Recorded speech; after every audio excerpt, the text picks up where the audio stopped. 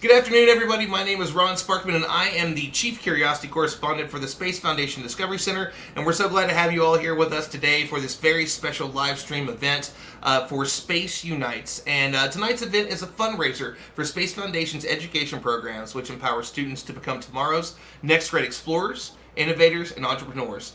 We all know that the school year looks very different for students across the world, and that's why Space Foundation has introduced the digital backpack. And there's no better person to have on to talk about all the cool things that are going on with all of our digital offerings and what's happening within the Discovery Center than the executive director of the Discovery Center itself, Kevin Arrangers. Kevin, how's it going, man? How you doing? We're so glad to have you on to start off the show again. Hey, Ron, I'm excited to be here. So there's Yep. Sitting in the middle of the Space Foundation Discovery Center with my back to a brand new temporary exhibit and experience from the United States Drone Soccer League. So we're really excited to have them here. And of course, the Discovery Center has been very, very active for the past 6 months, and as well as our existence in actually being part of the virtual space. And as you mentioned, our digital backpack is our way of connecting ourselves, not just here to Colorado Springs and our community here, but also nationally and internationally through our digital backpack program, which is all of our online and exciting opportunities to allow us to connect to students and teachers, again, from across the country and around the world. And I mean, there's so much that's going on there. That's one of the reasons that it's exciting, because not only is there drone soccer there's so much happening within the Discovery Center itself. Well, let's talk a little bit about what a lot of people don't know is the safety concerns, right? Everybody's social distancing. They all want to know a little bit about that. So exactly, let's tell them a little bit about the things that are in place there, so that way they can feel safe bringing their families and still get to enjoy the incredible Discovery Center that we have.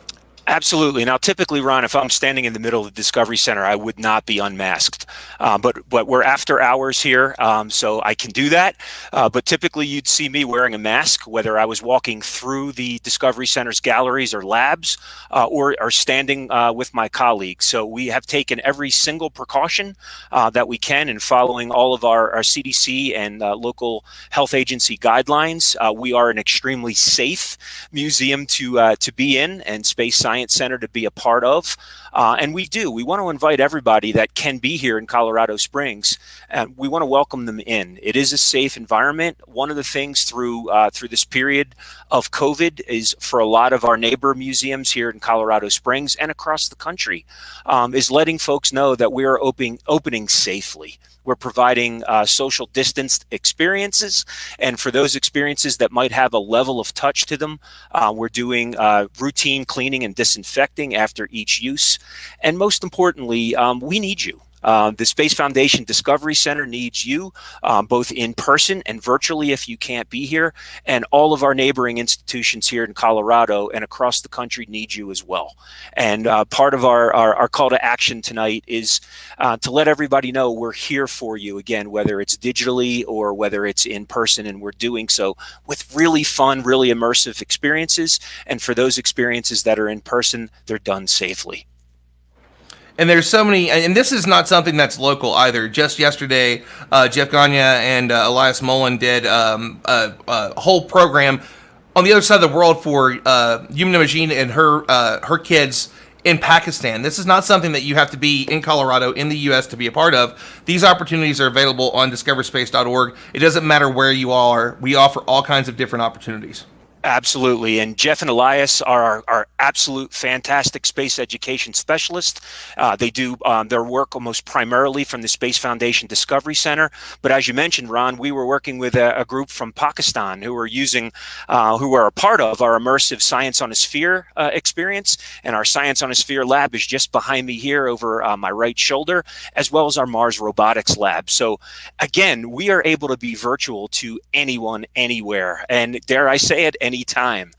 So our folks, our educators and our specialists here at the Discovery Center and across the Space Foundation are fantastic at doing that level of connectivity to people here locally in Colorado Springs and again across the globe.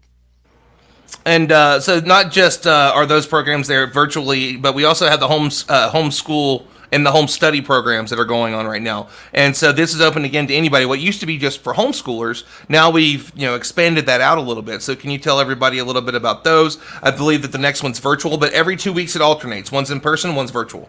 That is correct. And as part of our digital backpack is our home study program.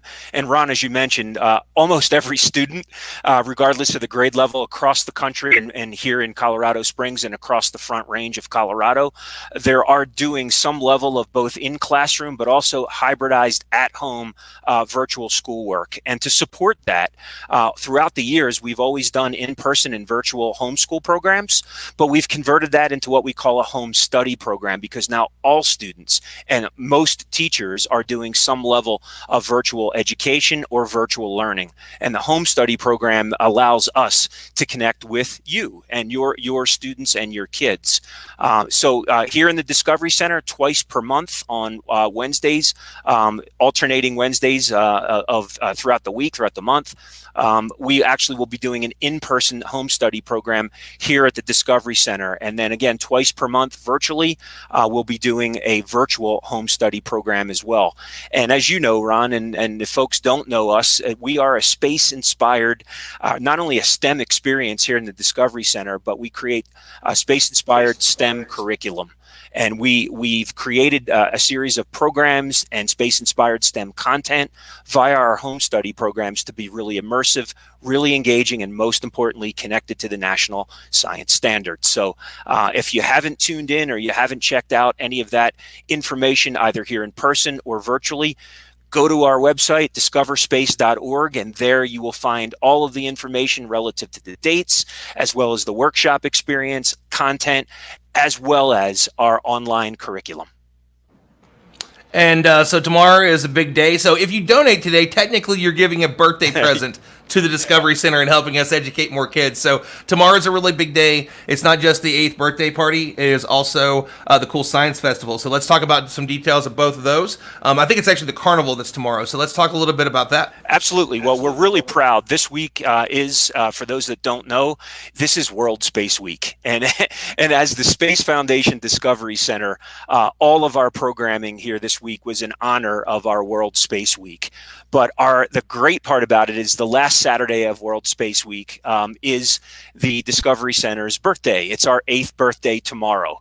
And in honor of our 8th birthday and in honor of the end of World Space Week and the beginning of Cool Science, which is a fantastic festival that typically takes place here in Colorado Springs, run by the folks called Cool Science, we're really honored to actually have them stream the Cool Science Carnival from the Space Foundation Discovery Center studios.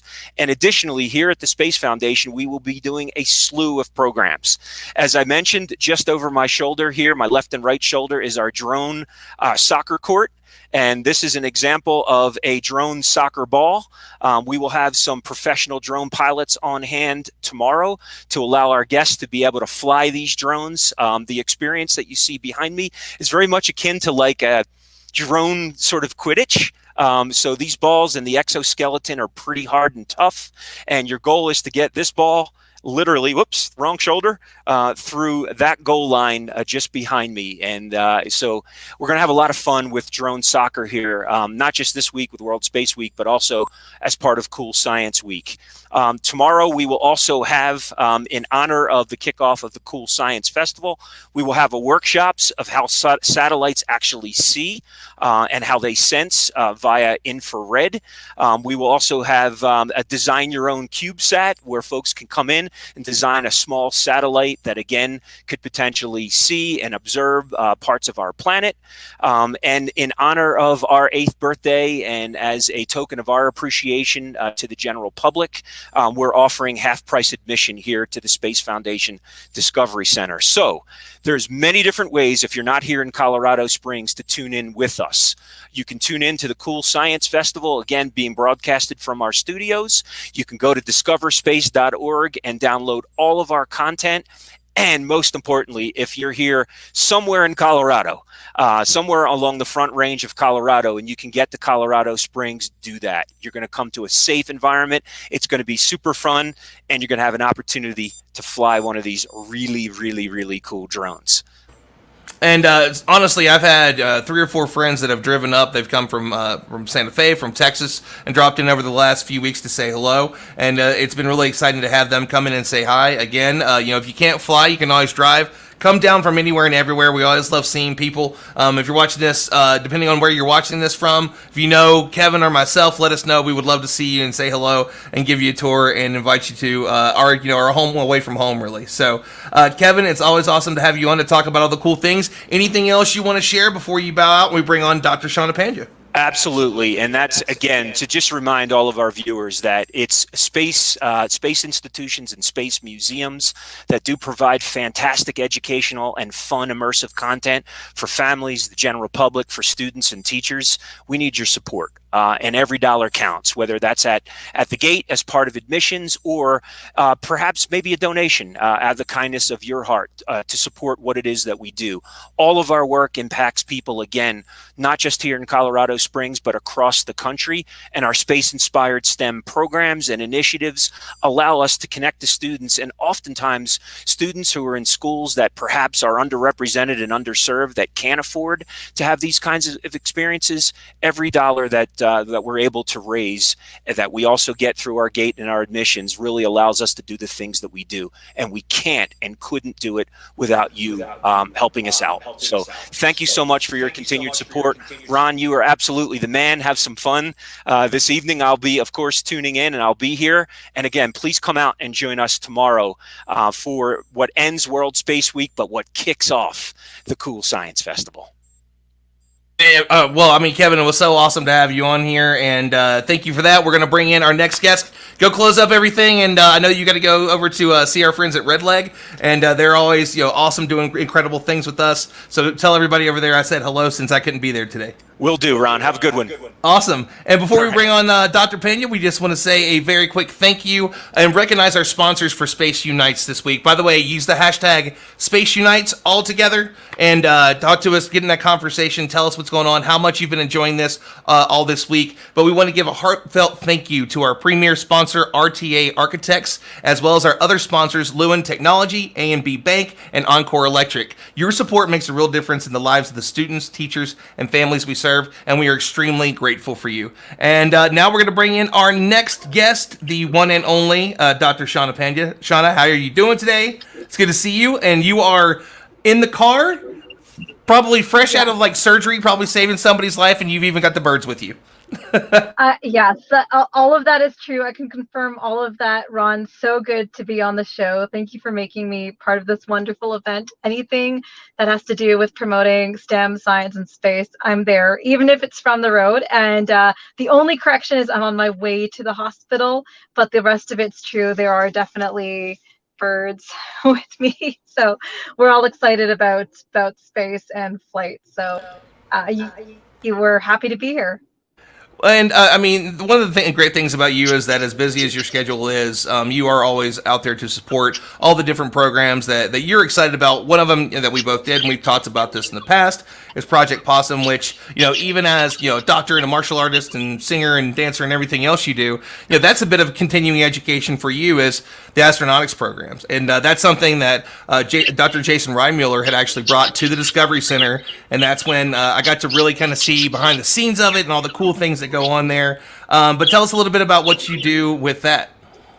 So, important correction, nobody wants to see me dance. I will spare you all. Yeah, but you're right. You're so right. I'm all in when it comes to space and STEM, and let's all admire my Space Unite shirt. It just had to put that shameless plug in. Yeah, with Project Possum, also known as the International Institute for Astronautical Sciences, we do a little bit of everything. So this started out as a citizen scientist astronautics program focused on aeronomy, so study of the upper mesosphere, specifically studying a noctilucent cloud, a specific type of cloud thought to be related to climate change.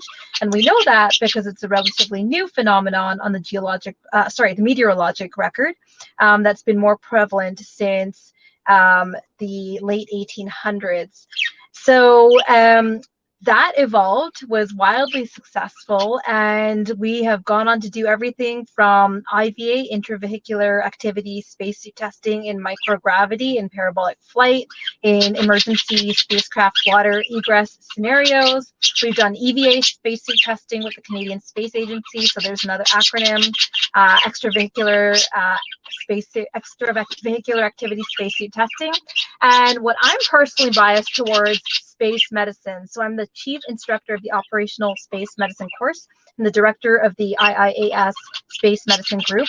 So the bottom line is space is hostile, space is high risk, space is trying to kill you.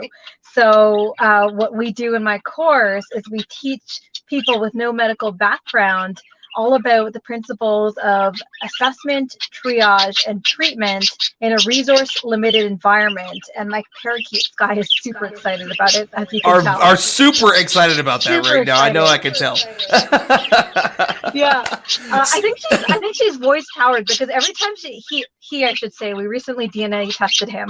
Every time Sky hears your voice, he gets super amped up. So it's not me, it's you. So going on with the space medicine course, so we teach people with no medical background all about the principles of assessment, triage, and treatment in a resource limited setting, and it's been wildly successful. And then with the space medicine group, we take that a step further and have as our mandate research, education, develop technology and protocol development to further anything related to human space flight. So it's pretty busy. It's a wild run. It's super fun. So if anyone who's listening has questions about that or anything else that I do with aquanautics, analog environments, VR for space, throw them at me. Or if you just want to see more birds, that's cool too. I was gonna say they're being very chatty today. So just one last thing, why is STEM and programs like this so important to you? Because I know it's something that you do really all across the world.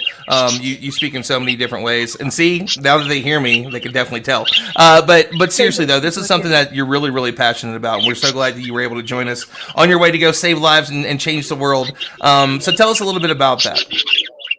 Yeah, absolutely. There's so much I could say, but let me just start with this. There's that saying that don't do it for me without me. And if we are going to say, hey, let's, explore push the limits, explore the boundaries, put humans in space for humanity, well, don't do it for humanity without all of humanity. And that's why it's so important to encourage and uplift anyone, especially if they're in an underrepresented group, if they're, a woman, if they're part of LGBTQ, if they're part of if they're people of color, it's all about uplifting all of humanity. So come with us, come join this journey. There is space for all of us. And that's why it's important to make STEM accessible, because when we empower the entire team, we set ourselves up for success. And in this case, our team is humanity, and I'm all for team humanity. So that would be my quick and dirty answer, but I'm happy to answer all the questions you have about why STEM. Shauna, as always, it's great to have you on here. So I hope you have a very uneventful night tonight. But before you leave, you want to tell everybody where they can find you and all the cool stuff that you're up to, and get a hold of you if they're interested in talking about some of the awesome things you do. It seems like every day you're doing another panel. So we were glad to have you here today. Every day is like a box of space chocolates. You never know what you're going to get. If you want to connect with me, please do. You can find me online, you can find me at Shauna Pandya, SHAWNAPANDYA. That's my handle on Instagram and Twitter. ShaunaPandya.com is my website, and then Facebook and LinkedIn is Dr. Shauna Pandya. Please reach out. Always happy to talk STEM. Wonderful, wonderful stuff. Thank you, as always, Dr. Pandya, for joining us. And you all have a great and wonderful night. And we'll see you probably before you know it, probably on the next one. Probably. Thanks so much for having me. Have an amazing night, Ron.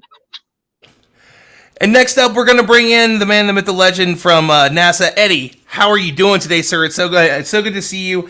First up, before we get started, because you're new to our live streams, people have seen Shauna before, but let's tell everybody a little bit about what it is that you do working for NASA, the different underserved communities that you reach out to and mentor. Wow. Thanks, Ron. First, thanks for having me here. I'm honored, I'm privileged, and I'm nervous. But the thing that I want to say before I say anything, Ron, is that to everybody, learn to be uncomfortable. Learn to be comfortable being uncomfortable, because I know when I get nervous, something amazing is about to happen. And what you're doing tonight is amazing. So my journey started at the Jet Propulsion Laboratory, working in the education office, being able to help underserved and underrepresented communities, to let people know that they can do it. I just love what Dr. Shauna just said a little while ago. Let's uplift everybody, that there's enough space for everybody, and that everyone's going to finish at the same time, and everyone's going to win, and everyone's going to be successful. I believe that too. And I've been able to take what I do in helping underserved, underrepresented communities to NASA Goddard, where I work in the NASA Space Science Education Consortium, where they do some amazing things there, from space weather, eclipses, um, um, and also allowing me the platform to continue to work with these underserved, underrepresented community and diversity. And what I try to do is go out and talk to communities, talk to national organizations such as SHIP, Great Minds in STEM, ACES, and all these others, and talk to the local chapters and to the regions and tell them, let me help you. Let me help you with your soft skills. Let me help you be successful. Let me get you into the pipeline of NASA. Let me get you an internship. Now, mind you, I can't wave a wand and get that for you, but I can help prepare you and get you into the pipeline, so our next generation of leaders are going to come from these communities. Can you tell us about some of these organizations that maybe people, because whenever they might not have heard of before? Because when I first read that bio on NASA about you, there was maybe 5 or 6 different organizations. I had heard of 2 of them, and it might be something that some people out there that are listening to the live stream tonight, they've never heard of them. Maybe they want to be involved in them, and it might give them an opportunity to be involved and in this whole space for all movement that we're all in the middle of. Sure, and I encourage everybody to Google these great organizations. So let me start with Great Minds in STEM. They're an amazing organization, and in fact, their national conference was this week that was held virtually. And NASA had a virtual career fair booth. We did some speed networking earlier in the week, for soft skills and whatnot. But an amazing organization. Normally, when they have their national conference live, it was going to be in Orlando, Florida. I coach the College Bowl team, where I take 10 undergrads and we do these engineering things and these skits and whatnot. We go head to head against Lockheed, Boeing, and some of these others. But again, it's all Hispanic, Latinx, African American, and the such at this particular conference. Then another conference that I'm going to be going to next week is ACES, which is a Native American conference. And again, I encourage you all to Google them to see what it is that they're doing. Another amazing organization. And NASA's going to have a presence there as well with a virtual career fair. And we're doing workshops and presentations and panels leading up to that, which will start next week.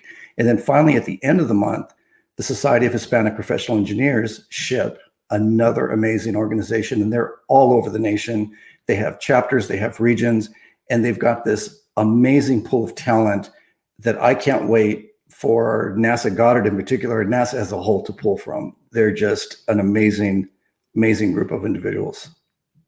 And so Eddie, I want to talk a little bit about your story. There's it's something that we both have in common.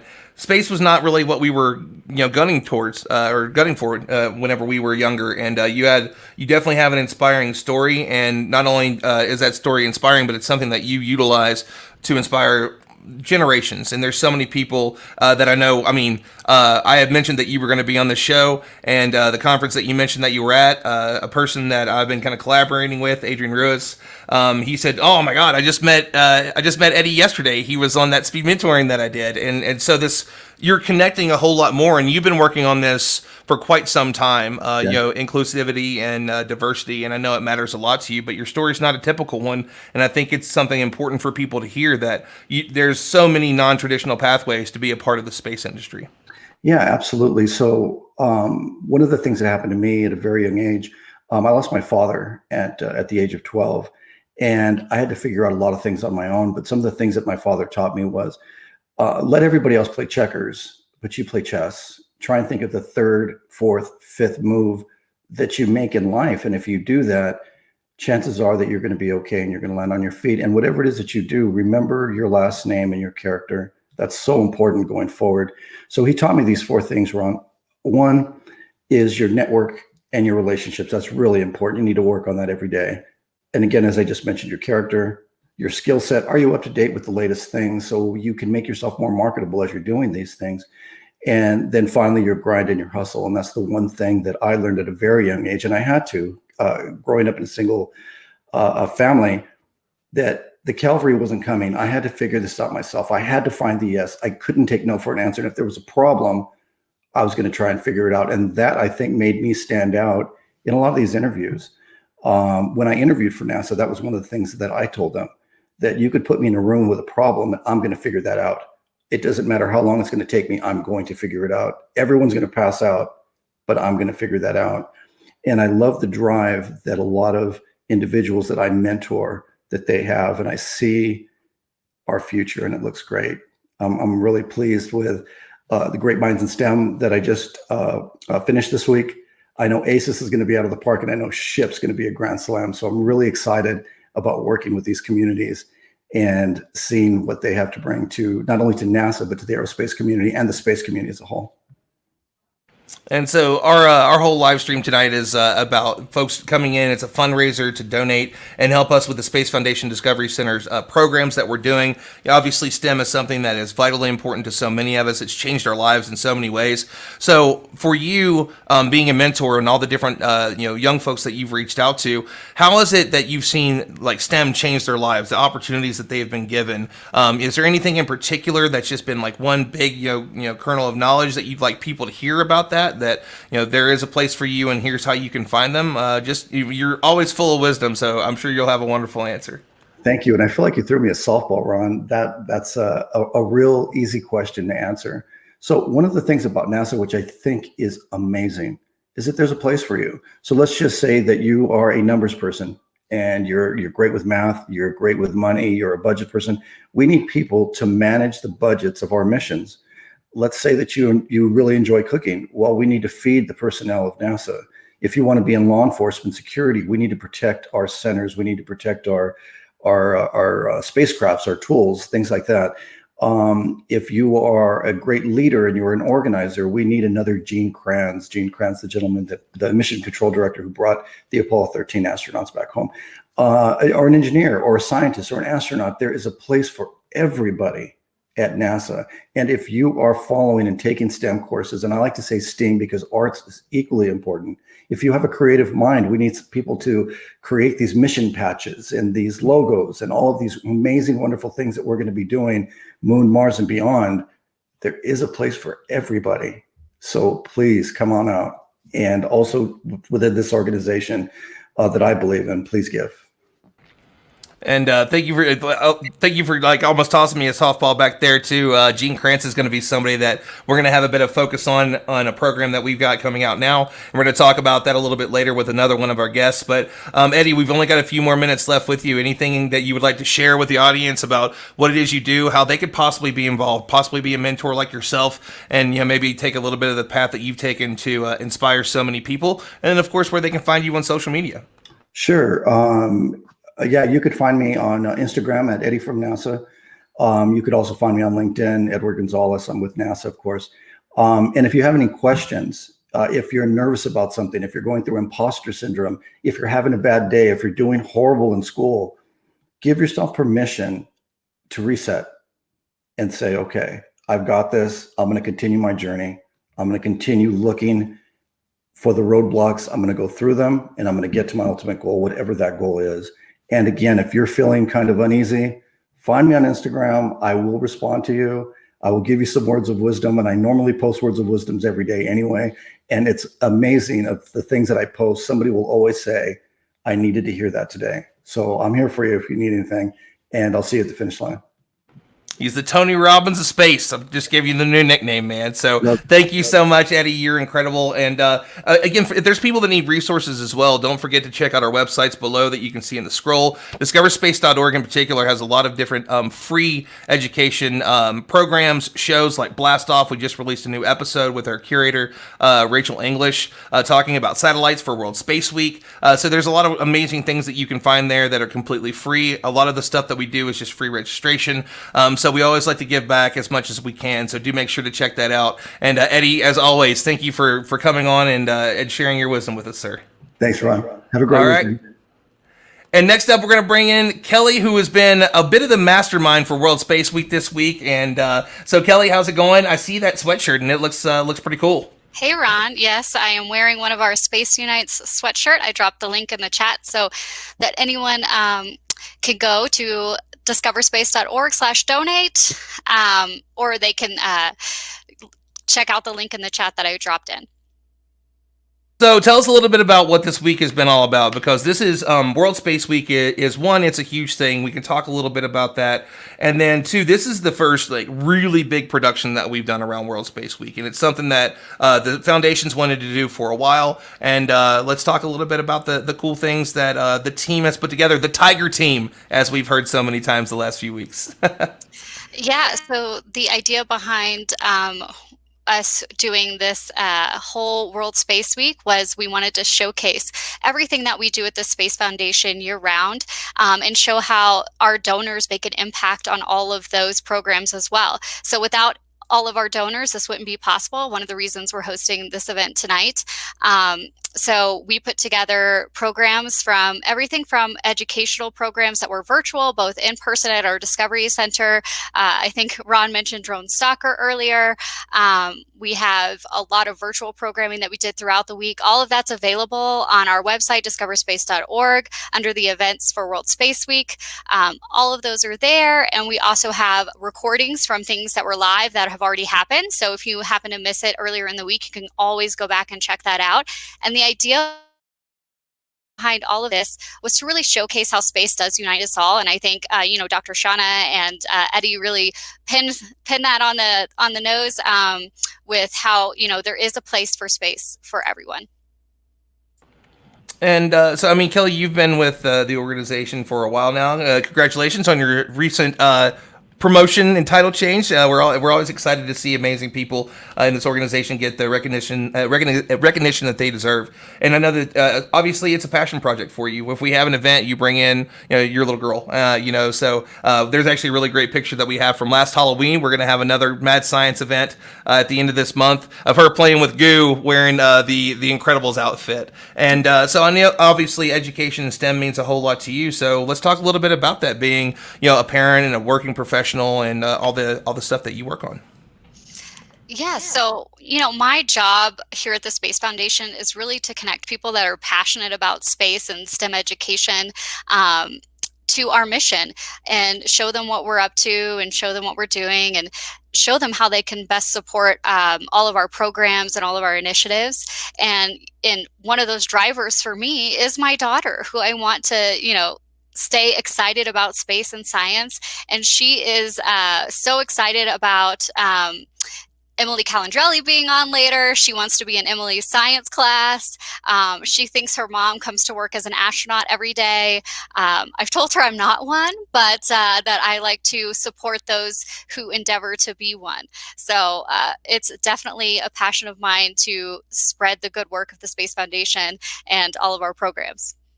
And so let's talk a little bit about, obviously we can't do these things without our sponsors. We appreciate everybody donating today, but we've got some great folks that were behind that this year. So you want to tell us a little bit about the awesome people? I know that we've got a video that we want to share as well. Sure. I'll just say thank you to all of our sponsors again, RTA Architects, Luan Technology, AMB Bank, and Encore Electric. And we want to give an extra special thank you to our premier sponsor, RTA Architects. And they put together, a really cute short video for us as to why they chose to support the Space Foundation and our mission today. Awesome. So let's actually play that now for everybody. And it's really great.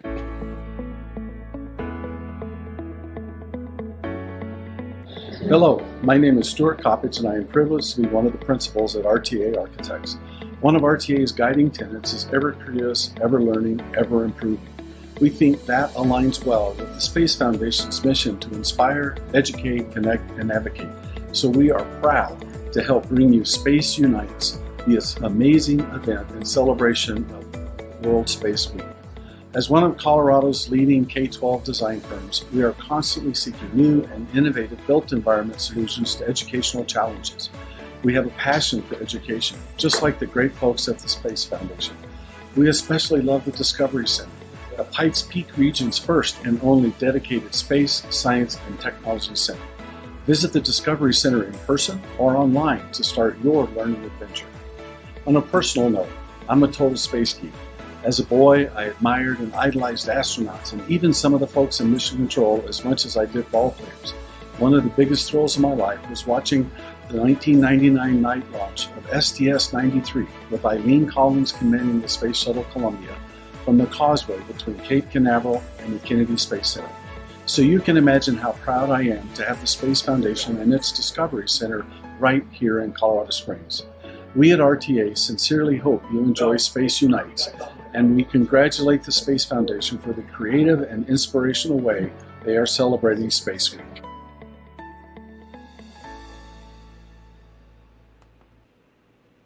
Awesome stuff. So again, thank you so much to our sponsors for this amazing event. And well, you know what? One thing that we haven't talked about yet is kind of the design for this, the idea of Space Unites. Mm-hmm. And you know, what was the inspiration for that? You know, I'm so happy that this is something that Space Foundation has gotten behind. The importance of making sure that everybody understands that space is for all. But it's not just us; it's all these technologies and how they connect to your everyday life. So you want to tell us a little bit about that, Kelly? Sure. Yeah. So Space Unites, you know, the theme really came about from how Space unites us, not just through technology, but through education, through innovation, through inspiration. It is something that we can all feel connected to, and it does connect us all through technology, through GPS technologies, through satellite technology, through communications. And we actually just had our Space Technology Hall of Fame induction, and that is on our website as well. So you can check that induction video out, and it highlights some amazing technologies that were originally developed for space that are now utilized here on Earth to solve critical problems. So we highlight those technologies all year round with our space certification program. And so obviously, you know, today is the fundraiser, but there's going to be multiple different opportunities where people can give throughout the year. We've got Prime Days coming up, of course, you know, end of the year giving. So there's always these opportunities. Yuri's Night is another big one. There's always these things that we do that people can give and help support these education programs that we love so much. So can we talk a little bit about those other opportunities people may have, and also kind of what some of those education platforms look like that people can support us in to bring in more kids and families during this obviously very difficult time? Sure. You know, donors are what make it happen at the Space Foundation. They are the secret sauce that allow us to put on these amazing programs that we put on for tens of thousands of people all over the globe. So, you know, we connect to students all over the globe virtually and in person at times. So, you know, really today we're focusing on our digital backpack. So if you go to spacefoundation.org/donate, you'll see a great video, and that will play later in the show as well, that highlights what we're doing today to help kids adjust to what's happening with the crazy COVID times. So our digital backpack provides a bunch of resources, from online virtual programming to lesson plans for parents and teachers, to teacher professional development support to help them along the way. So, you know, our donation website is up all year long, and without your support, we couldn't do what we do. So thank you to all of those that are contributing today on this broadcast, and all of those that support us all year long. So awesome. So Kelly, any final thoughts as we look to bring on our next guest? Dr. Tanya Harrison's going to come up in just a moment. But anything else you want to share with everybody who's joining us today, and all the amazing people? That's one thing we should say. There's been so much hard work from so many people within the Space Foundation to make this week happen. There's so much out there. We've only touched on maybe 4 or 5 of the things that happened this week. There's still so much more that you can see on the website. But yeah, let us know anything else that you want to share with us before we go to our next guest. I really just want to express my gratitude again for all of the speakers that are participating today, and all of our sponsors that made this program possible, and to all of you out there who are contributing and, you know, making our program stronger and to have a broader reach, and opening up that opportunity and access to everyone to be a part of the space industry and play their role in space. Like, I'm echoing Shauna and Eddie, that there is a role for everybody, and that's what we're trying to showcase here at the Space Foundation. So awesome. Well, Kelly, we're going to have you back on at the end of the show to kind of talk a little bit more about some things. And again, we're going to have another video we're going to share just a little bit later about that digital backpack for anybody who's interested in it. Our amazing space education specialists at the Discovery Center have those opportunities for you every day. So, Kelly, thank you so much for joining us, and we will see you just a little bit later. Thank you, Ron. Awesome. Dr. Tanya Harrison is going to join us now. Doctor, how are you doing today? It's so good to see you again. I'm good. How are you? I'm wonderful. I mean, it's always great whenever we have the chance, to help and support kids and do some amazing things. And I know it's something that is, that it's very big to you too. You're a mentor to so many people. You do so many incredible things all the time. Like I consider myself pretty busy, but you kind of dwarf me in comparison with all the stuff that you do. So let's share a little bit about who you are and your background, and then we'll talk about some of the other awesome things that you're up to. Sure. So I'm Dr. Tanya Harrison. I call myself a professional Martian because over the last 12 years now, I've worked on science and mission operations for a few different NASA Mars missions, including Curiosity, Opportunity, Perseverance, and the Mars Reconnaissance Orbiter. I have a PhD in geology with a specialization in planetary science and exploration, and have loved space ever since I was a kid. And right now I'm the manager of science programs at the federal arm of a private space company that does Earth observing called Planet Labs. And so, obviously, STEM has meant a lot to you, and this is something that you share constantly across your social media platforms and all the different educations things that you do. So, why is it that STEM connects so many of us, and especially as a science communicator, such a popular science communicator? I think it's something that transcends places, it transcends cultures, it transcends languages. It's just this innate curiosity that we all have. We want to understand how the world works and how the universe works. And we can all connect over that. Like we can connect over the wonder of the universe. And so it's really cool to see people from all around the world, all ages, all ethnicities, anything you can think of. Generally, there's some kind of fascination about space. And I love seeing what kind of questions come in from anybody anywhere to try and see like what are different people getting excited about when it comes to space. And and that's another thing that you do exceedingly well is that you love to connect with other people and share the story that you have. A lot of people see the bright shining smile and all this stuff, but you've had quite a few different challenges that you've had to go through to get where you are. And I know that's something that people are always inspired by. So for those that may not know, do you want to share a little bit about that with us and the challenges that you've had to overcome, so that the way they can see that that these things don't have to slow you down or stop you. In fact, they can be something that kind of boosts what you're doing. Sure. I think the challenges that I've faced have definitely led to this really non-linear career path to where I am. I went into university loving space. I knew I wanted to study Mars. I really wanted to work on rovers, and got all the way through into my master's program. And I had a really horrible experience in graduate school. And so I wasn't sure I wanted to continue on for a PhD anymore. And so I ended up leaving academia and going to work in the space industry for a while, which is actually where I first started working in mission operations. And I had my dream job. I was basically like, my job was to take pictures of Mars every day with one of the cameras orbiting Mars. It's still working around Mars today. It's CTX context camera. But unfortunately at that job, I faced really severe harassment, and I was really young at the time, like 21, 22, something like that. And it nearly drove me out of the field entirely. I literally applied for a job at Starbucks to get out of the situation that I was in. Instead, luckily I got into a PhD program, and I ended up selling everything I owned that wouldn't fit in my Volkswagen, packed up what did fit, and drove to Canada, immigrated to another country, and got a PhD. And among all that time, I've also been dealing with a condition called ankylosing spondylitis, which is a rare autoimmune disorder where your body starts eating away at different types of tissues and then realizes it's doing that, but it doesn't often have the ability to fix the tissue that it has eaten away, like cartilage. And so it replaces it with bone, and that causes all sorts of unpleasant problems. And so I've spent a lot of my life like in and out of a wheelchair or using different assistive walking devices and things like that. I just had hip surgery a couple of months ago, or 3 months ago now, to deal with some of the issues from it. And so it's gotten in the way quite a bit over the years. like hospitalizations and surgeries and long stays with IV medications and stuff like that. And so I show that story on social media quite a bit, because when I was a teenager and I was first really starting to get sick, I thought it was going to inhibit my ability to do science. I wasn't even sure I was going to be able to go to university because I was having such a hard time just functioning in day-to-day life. But now I've accomplished all the goals I wanted to in my science career. I'm in a really happy spot in my life, other than the fact that my health still sucks a lot.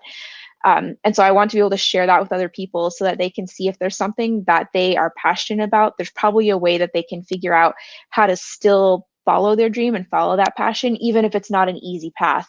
Because at least for me, like, space has been this thing that kind of takes me out of the drudgery of the day-to-day and like dealing with having AS in general. It's like something to distract me and take my mind off of it and remind me that I'm striving towards something that is bigger than the stuff I might be dealing with on a day-to-day basis.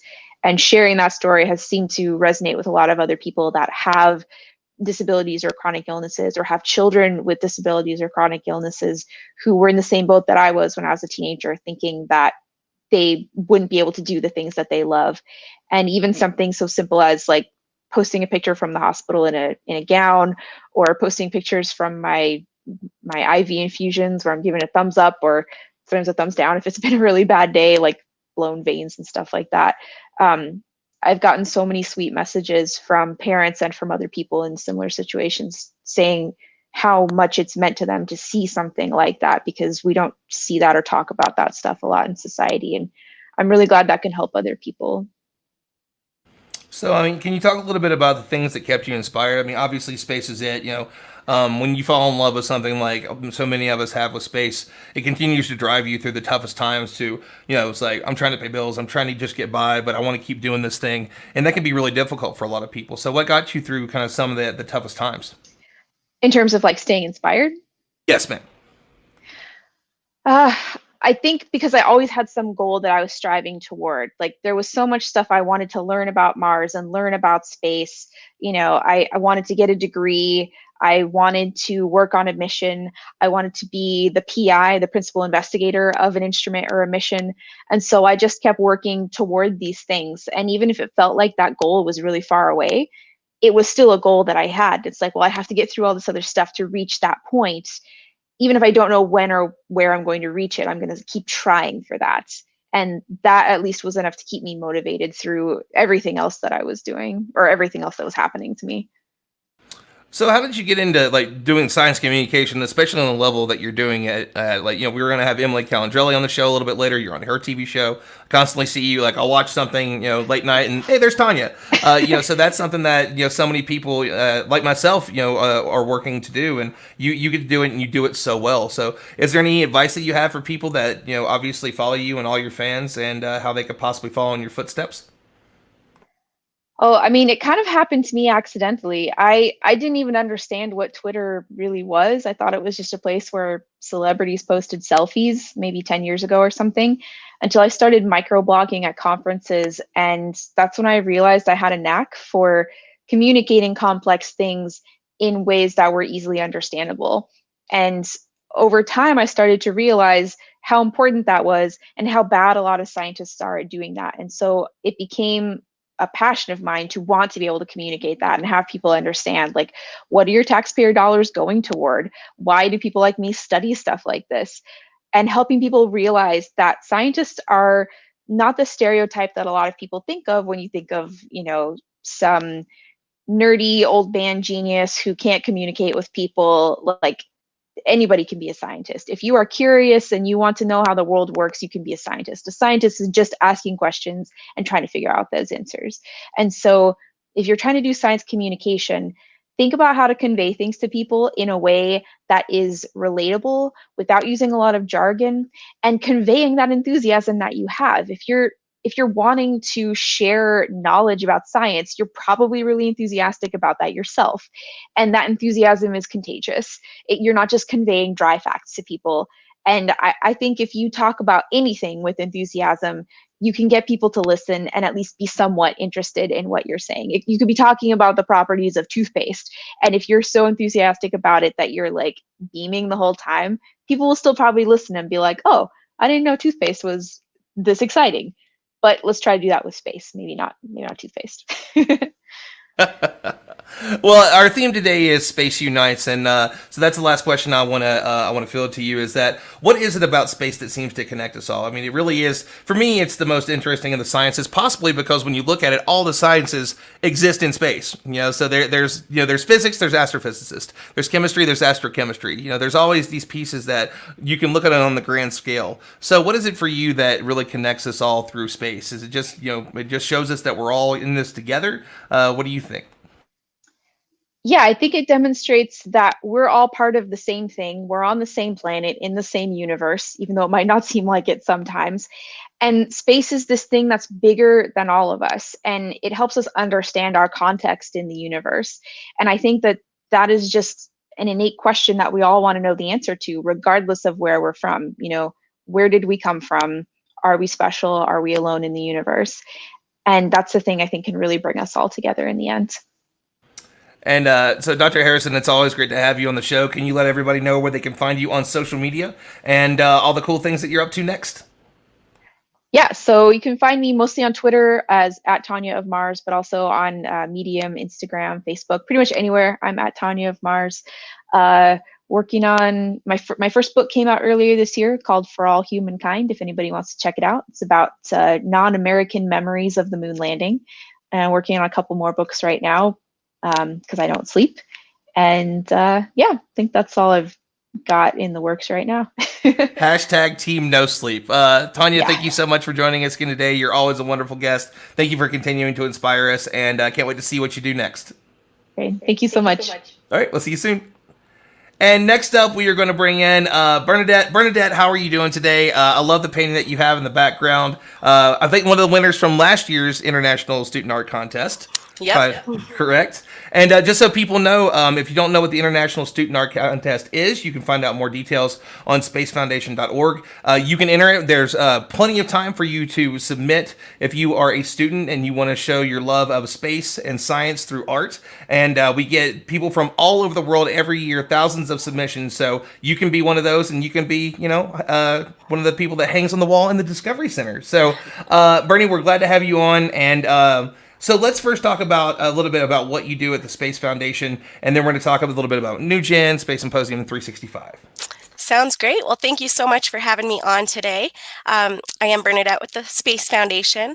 I've been with the foundation for about 12 years now, and I currently serve as the Senior Director of Program Initiatives. So what does that mean?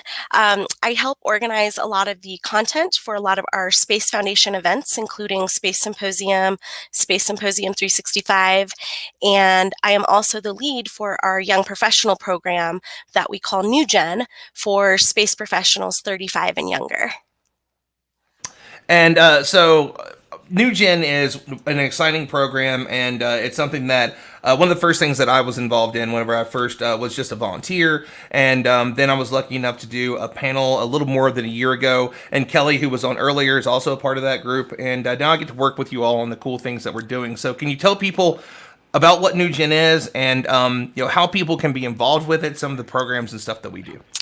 Definitely. So the program itself was started back in 2008 as a way to connect the young professionals within the industry, give them access to top space leaders, provide them different perspectives on industry developments and global space initiatives.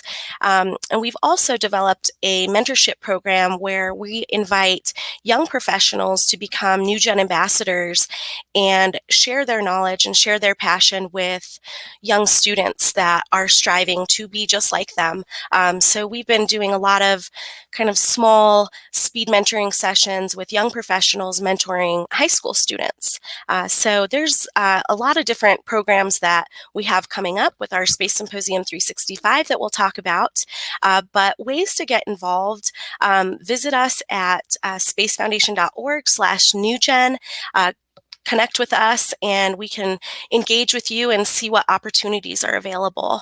But there's lots of exciting things going on that we're really excited to announce, probably starting next week. Was there something we were going to talk about today of a cool panel idea that we came up with this week? You are there. Ha, perfect. You got me. You even got me on the joke. Like, I was like, what's she doing? Oh, yes, perfect indeed. So that's a little hint of what we're going to work on. Yes, so with our Space Symposium 365 initiative, there will be a young professional track, and there are scholarships available to attend that. So visit the website and you can apply for that scholarship. But the young professional track will be focused a lot on professional development and leadership. As we all know, the times of COVID, as young professionals, I think there's some challenges with networking and meeting new people and trying to kind of get into where you need to be in the industry. And so one of the first events that we're really excited to kick off for the young professionals is called Unmute Yourself and Making Yourself Heard in This Virtual World. So more exciting details to come on that. Lots of really interesting perspectives and speakers that will provide and some really good resources to use as we enter this kind of virtual world that we're all getting used to now. And so you mentioned Space Symposium 365, and before we get into some details, we have a really great video that the other member of the digital engagement team created, and it's wonderful, and it's going to be a quick look at Space Symposium 365, so we're going to watch that video, and then we're going to get more details from Bernadette. Anyone who has ever attended the annual Space Symposium has always come away in awe of all that is happening in the space community. But what if you could have that 1 week experience and have it all year long? Now you can. Space Symposium 365 is the Space Foundation's new virtual platform that builds on the spirit of the symposium in a year-round digital format. Sign up today to secure your unlimited access and hear presentations from top global leaders, executive panels, and the latest achievements of the global space community. Space Symposium 365, the space community's exclusive platform for insight, dialogue, and opportunity. Slade over there making us all look good. So let's talk about that a little bit more in detail. I think one of the big things that we've all got a lot of compliments on with this is that so many conferences, people don't have 3-4 days to be able to sit down and watch the entirety of something, and they want to be involved in the conversation. So this is going to be spread out throughout the year. Not only that, if you sign up, it doesn't go through October of next year. It goes through like the middle of December next year. So you can see that on the website. So you actually get a little bit more than a year of content, which is amazing. So let's talk a little bit more about some of the details with you, Bernie. Yeah, that was a great video to explain the idea behind Space Symposium 365. But really, we've developed a portal to keep people connected and stay informed 365 days a year. We consider this the ultimate source for space industry news and content. And the biggest benefit, I think, to this, as you mentioned, Ron, kind of digital burnouts, virtual burnouts here, being spread throughout the year is going to allow people to access the content at their time, their convenience. There'll be live and on-demand content. But one of the biggest things, I think, is that we are going to really expand the audience. Now that we can connect digitally to our core audience, this will allow us to expand to an even bigger global audience. There'll be newsmaker forums, panels, a space economy watch, diving into the space report. As I mentioned, young professional events. We will continue with our Space Foundation honors by awarding and recognizing organizations and individuals paving their way through the future of space, and also focusing on different countries that are making their way in space. So different focuses on different countries and nations.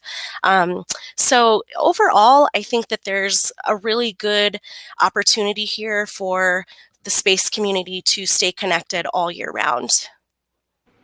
And so this is a bit on a personal note too, is that a lot of the work that Bernadette does really does connect and work with and inspire a lot of people. So Whenever I was first volunteering, Bernadette was one of the first people that really supported me in that. We did the Space Foundation's New Gen. We did during Space Symposium, we did a New Gen panel on social media, which very much led to the contract that I had. And now I've become a full-time employee, and it wouldn't be I wouldn't be doing that if it wasn't for Bernadette. And she does a lot of that with a lot of people, and that's what so many people within the foundation do. They give you opportunities, and New Gen is a very, very big piece of that. So make sure to check out all the cool things that are going on. We have so much happening. So Bernadette, do you have any final thoughts before we head out and go to Kevin DeBruin?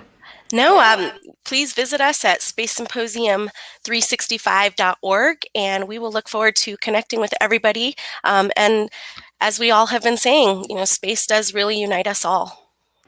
Thank you so much, Bernadette, for coming on and joining us today. And I'll let you get back to work. I know that there's some big announcements. In fact, there will be a couple of press releases next week. But one of them will be talking about some really cool stuff with 365. So we'll talk with you soon. Thank you all very much. And next up, we're going to bring in Kevin DeBruin, who is on the road. Kevin, what's going on, buddy? Had to stop at a gas station on your way back. But look at the view, though, man. Like that's a beautiful place to stop. This is Utah. So I've been driving up from Arizona now. Started in Wisconsin, made the way to Yellowstone, Craters of the Moon National Park, Arches National Park, Monument Valley, where Forrest Gump stopped running, and then went over to Lake Powell, and now headed up to St. George before I go back to LA.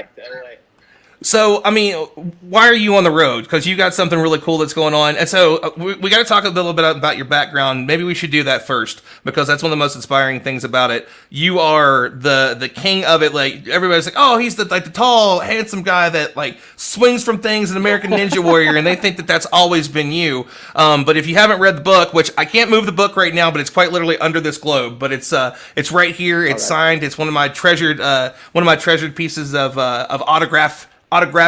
I don't know if that's a word. It is now. We just made it up. #autographery. But you've had a really amazing story. In particular, it's how hard you worked to become a NASA rocket scientist and all those things that happened to that. And then we'll get into a little bit of the cool stuff that you're doing now. Yeah, the hard journey that I was on to become a NASA rocket scientist started when I was 10 years old. I saw the movie October Sky, and it just made me want to design spaceships. I really wanted to work on the space shuttle, but unfortunately that was retired in 2011, and I was just too young to become a part of that. But it took me over 3 years and 150 applications to get my first NASA internship.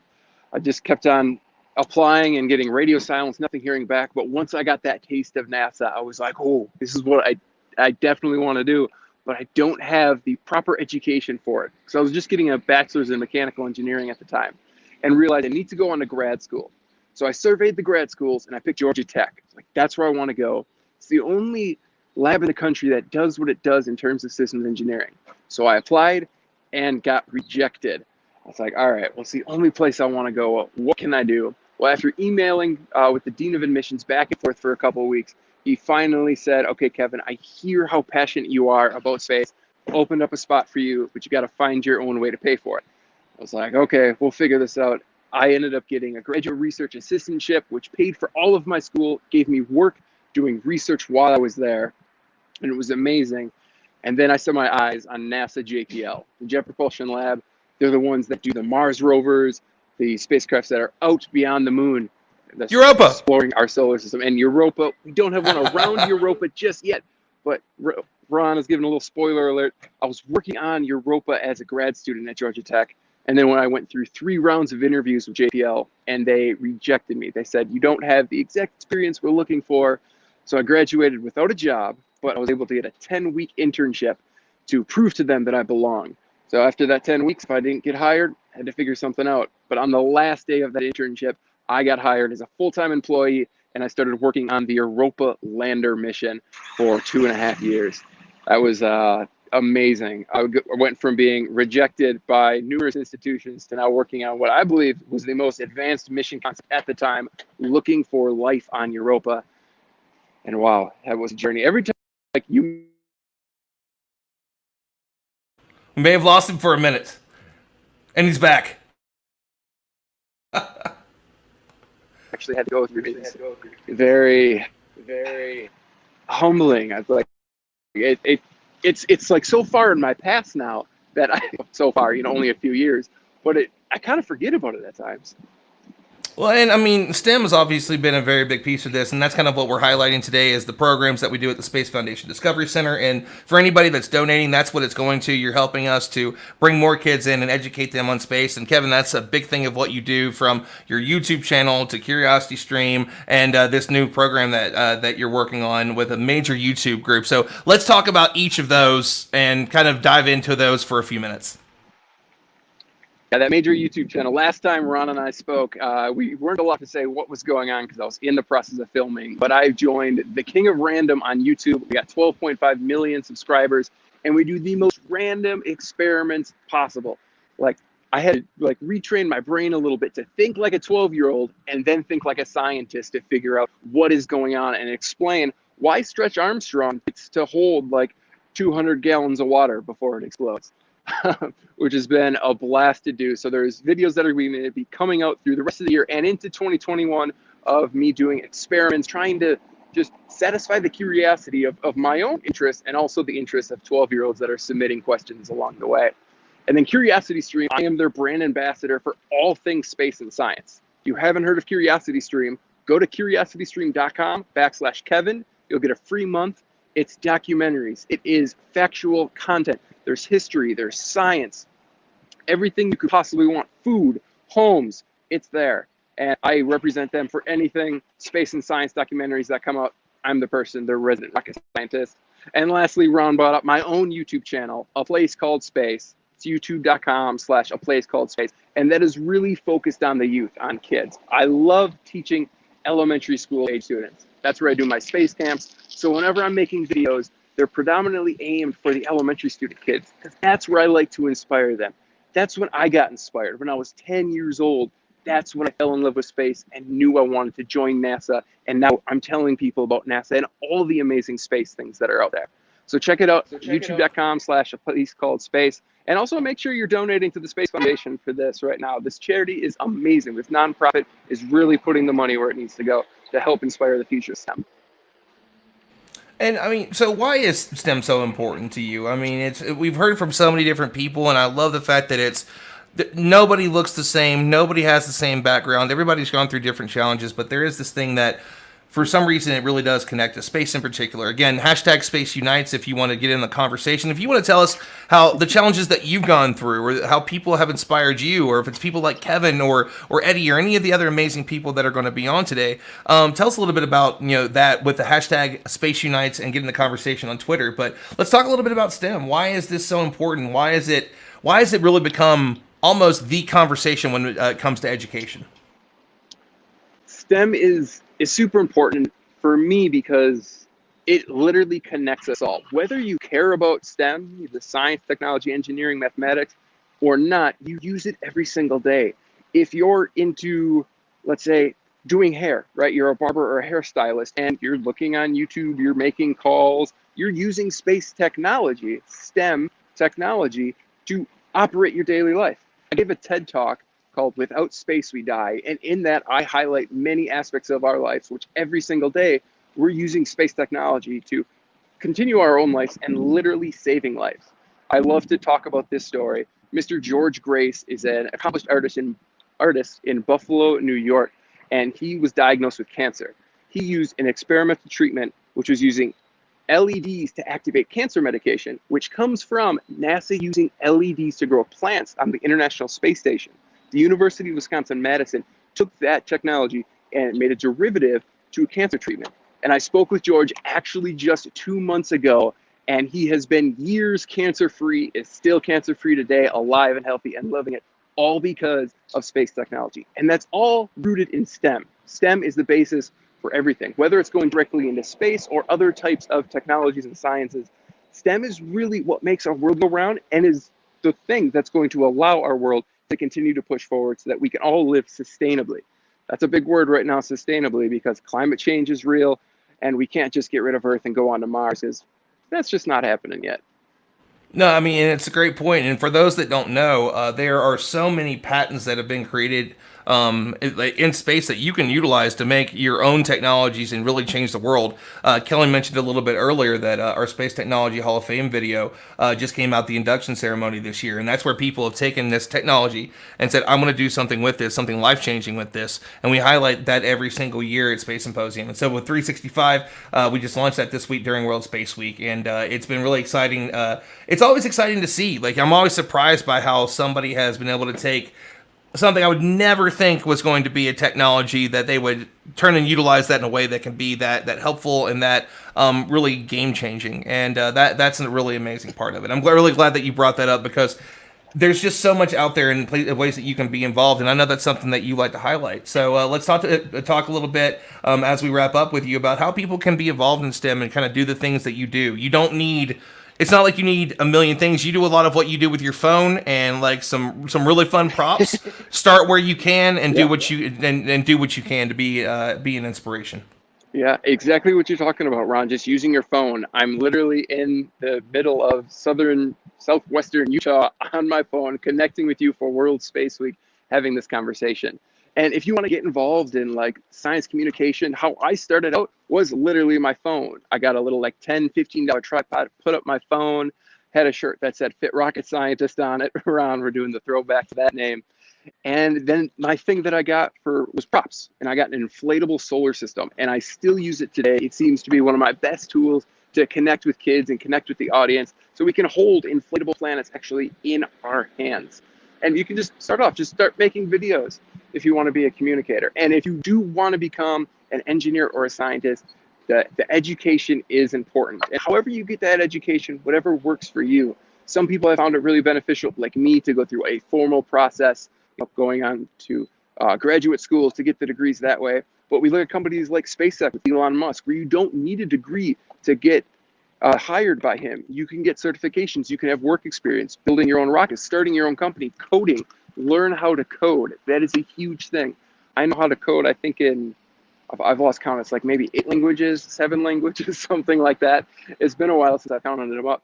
But that's a great way to get started. Make sure you're doing the education. You can find anything you want on the internet. Just make sure it's a credible source if you're not going to go the formal education route. We got so many resources in front of us just using our phone. You can log on and learn about space. Agreed. And again, for people that may have missed it a little bit earlier, discoverspace.org, we have so many free resources for you. If it's for kids, it's for adults. Like anybody can utilize it. Most of it is free. If it's not free, then it's just registration, so that way we can give you more information of the cool things that are coming up. So we love to get those resources out there. Kevin, you're always a wealth of knowledge, from former rocket scientist to jumping off the top of one of the most beautiful places in the world after doing a YouTube series, man. You're always up to great things. So thank you so much for joining us again and stopping in from the road to say hello and join us on the show today. All right, awesome, Ron. Thank you very much. Have a good rest of your stream. Will do. Thank you, man. Next up, Dr. Moore Jaws in the house. Hey, brother, how's it going? How you doing? Booyah! I have that exact same shirt, I think. So, nice. We're glad to have you on today. And well, one of the reasons that we went to is one is that you're a mentor and you work with so many different people, and I want to talk about that in a minute. But Kevin was just talking a little bit about sustainability, and we talk about that on Earth, but yours is really in the orbit that is around us and all the space junk that's out there. You were a featured guest on the new episode of Blast Off that we just released yesterday with Rachel English, our curator. A great second episode. So for those that don't know, obviously this is, as you can see in many different places on the screen here, this is in celebration of World Space Week, and the goal was to discuss satellites. But satellites also have an issue. They're breaking up. There's tens of thousands of pieces that are just not good. So let's talk a little bit about the work that you do and then what it is that you were trying to do to help solve this issue. Yeah, so I mean, I would say the thing that I'm really focused on is trying to bring together some transdisciplinary research program on quantifying and assessing the behavior of objects in space, focused principally on human-made objects or anthropogenic space objects. And I really try to aim to see if I can do something that makes space more safe, secure, and sustainable. And my measuring sticks for that are, does anything I do make space more transparent? What is it? Who does it belong to? What could it do? Does anything that my research program output, does it make things more predictable? Not just based on astrodynamics, just natural motion of things in space, but given any specific situation between two entities, do we know how they're going to behave or react? That's important. And then the last one is, can we develop a body of evidence that can be used for decision making and to hold people accountable for their behaviors in space? And so you've been working on this at a couple different colleges. I think you were, it was at ASU last time. Now you're at University of Texas, Austin. I mean, this is something that's been a passion of yours for a while. It's hard to find you on the ground. Like, the only reason that you've really been on the ground this much is because of COVID. Otherwise, you're in this country speaking to the UN, and then the next thing you're in another country. You're very rarely home. And so obviously this is something that people are taking more seriously. What happened that people are paying more attention to this now? Is there anything in particular? I mean, obviously a bit of that's because of your hard work and others that are in the field, but why is it that more and more people are paying attention to this? Look, I think that when I started in this whole space situational awareness business, after my time at JPL, pretty much the landscape was dominated by governments, and there've been a couple of disruptors in the industry. I'll say Planet Labs. I remember when Will Marshall came to Maui for a conference, and he talked about how, he's going to start this company that's going to have CubeSats that are going to like image the planet, and how that's going to be competitive and disrupt everything. And, I thought it was a bit comical. I'm like, come on, man, right? It's like you got the digital globes of the world and that sort of thing. And they're heavily subsidized by 3-letter agencies and that sort of thing. There's no way that CubeSats are going to really make this mark. So I was actually a skeptic, and basically Will and Planet Labs, they've shown the world differently. They've done an amazing job. I love, how transparent and how sustainable they are and they behave. And then given that, and given other entrants like, Elon and SpaceX, of course, and now, Jeff Bezos with Amazon Project Kuiper, they've done some things that have removed this whole monolithic government-only funded stuff to all of a sudden venture capitalists and people with their own money, people that were philanthropists or big investors. They brought that money to the table that kind of said, we don't necessarily need governments to fund this stuff, and we're going to just do it anyway. I think that changed the landscape. And all of a sudden, there's this big gold rush of lots of money to be made by space-based services and capabilities. So it's like a new bonanza kind of going on. And I think that's been the biggest change. And so I think that STEM is really connecting people in all new kinds of ways, and we're paying more attention to the world, taking better care of our world because of STEM and the science communicators that are out there. We're going to take better care of, hopefully, Mars when we get there, and start to do these things. And I know that's a big piece for you. So let's talk a little bit for STEM and being a mentor to so many people, and a little bit about why that inspires you and how that's, such a big part of your work. I mean, you're like, Ron, you shouldn't do astrophysics. You should do astrodynamics. Somebody's going to take this over whenever I get done. I've got kids. You should definitely do this. And, there's a lot of that for you. So why is it so important to be a STEM mentor, and what's the importance of STEM in general?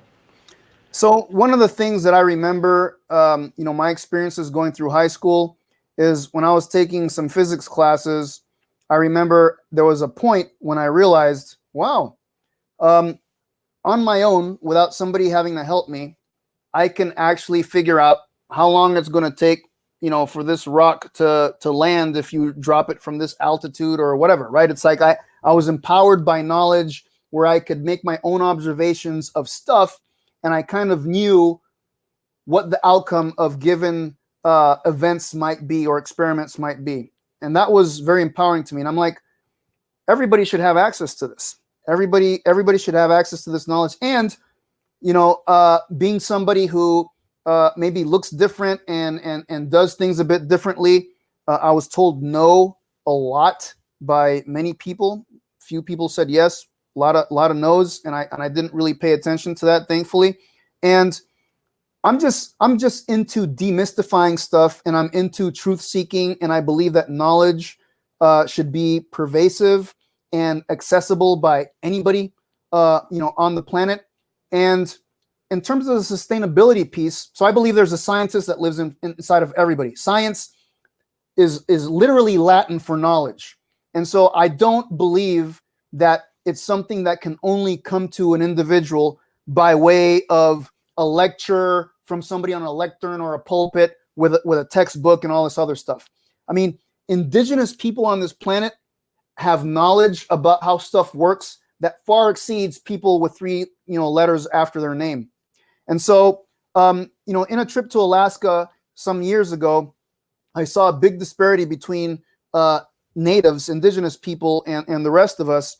And I had this kind of inner shift of, wow, humanity has really lost its balance with life itself. Humanity has focused a lot on ownership instead of custodianship and stewardship of stuff, which I think is a big mistake.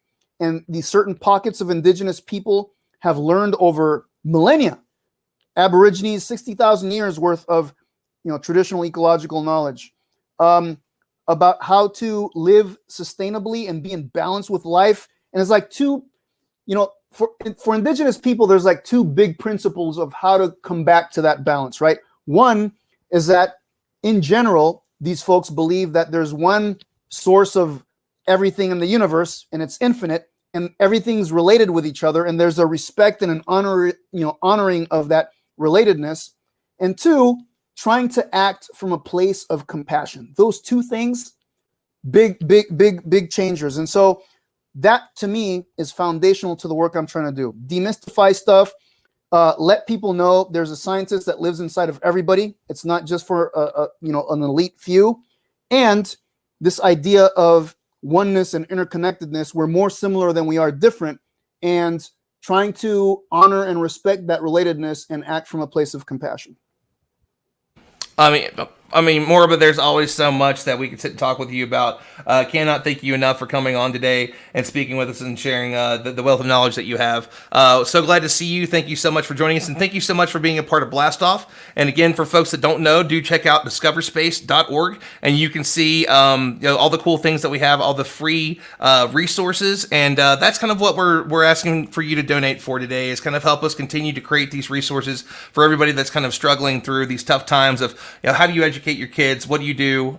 We're here for you. And before we bring on our next guest, we're actually going to go show a really quick video and kind of highlight what we're doing with the digital backpack that you all can be a part of. So go check this out. And here's a little video from our friend Jeff Gagne, one of our space education specialists. Thank you, Dr. Ja. Booyah! This school year, things are certainly different. Students are learning and growing at home, at school, or both. And we're all feeling a little more distant from each other than we're used to. Oh, it's going to be like Here that at Space today. Foundation, we know space inspires. That's why we're creating the digital backpack. All right, so what we will do is I will redo that, and I will find one here a little bit. I'll find a different version of that here in just a bit. Let me take that off there. And so thank you, Mariba. We will see you on the next one, sir. And the next person that we have is Emily Calandrelli. So the video that I was talking about, we're going to show that here in just a little bit. I will find the YouTube video of it. I know that we've got another version of it somewhere. But Emily, how are you doing today? Thank you so much for joining the show. I'm good. How are you? It's been a crazy day, so obviously we're most of the way through the event today, and we're so glad that you were able to join us and talk about all the cool things you do. You've become a little bit more of a celebrity to even the younger kids in the world with a new show that maybe you have on Netflix. Do you want to tell us about it? Yeah, so my new show, Emily's Wonder Lab, premiered on Netflix in August now. It feels like it was just yesterday. But Emily's Wonder Lab is geared toward kids ages 4 and up, and it's all about science. And so in each episode, we do one larger than life science experiment. So think pools of slime where the kids get to make the slime and learn about slime and learn about things like polymers, and then they swim in the slime. And then at the end of each episode, there's an at-home science experiment so that everybody who's watching Emily's Wonder Lab can bring some of the science from the show into their own homes. And so you did a little fun thing that was almost a tease of the show.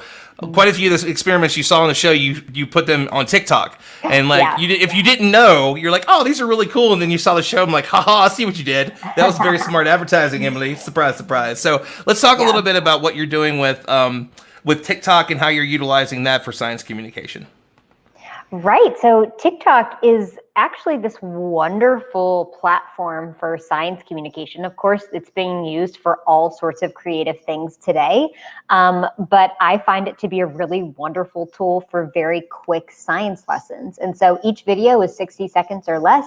And if you watch any of my videos, you notice that they are like very fast paced and high energy. And it's just, I think it translates with my style of science communication really, really well. So on TikTok, we have a community of like over 400,000 followers now at the Space Gal, which is just like wild to me.